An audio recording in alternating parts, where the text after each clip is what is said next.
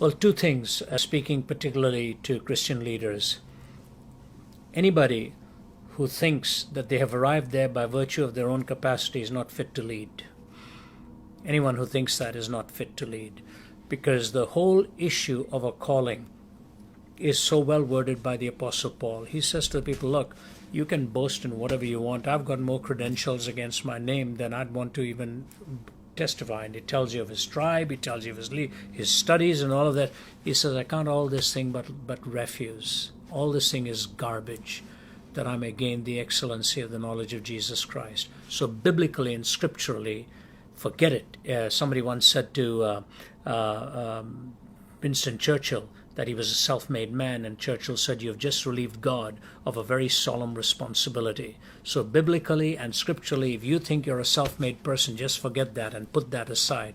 The Bible reminds you again and again that you are where you are in a position of leadership because of the presence of God in your life and His calling.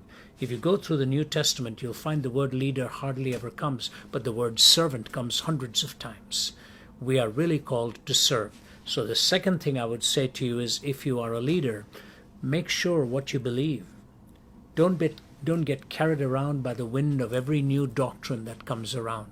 Study the scriptures to know what the Bible tells you about life, about meaning, about sacredness, about your eternal destiny, about what God teaches us, about the condition of human beings, even at the end of life. All kinds of newfangled theories are coming out. Be careful that you don't get swallowed up by every wind of doctrine. So remain humble. You didn't arrive where you are because of your own skill.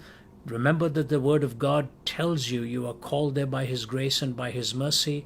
Take the Word of God as the truth that you are to believe. And lastly, about that, let me say this.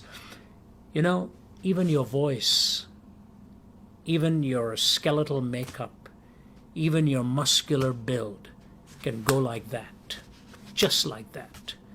I've met preachers who've lost their voice and cannot speak. Their vocal cords are gone. I battle a lot of back issues, sometimes never sure whether my back is going to make it for another year or so, or for that matter, another day. So everything is fragile and vulnerable. I am not here by virtue of my strength. We are here by virtue of God's call and God's strength. That alone ought to remind us of why we need to be humble. The very voice, the very ability to stand and speak, the very gift of language, the very calling is the gift of God. And if that's not enough to keep us humble, I don't know what will. God is able to bring you to a place of where He wants you. And the best way to get there is to be an imitator of Christ, not a manufacturer of some sense of celebrity in yourself. If you are humble, God will use you. If you are arrogant, He will know how to break you.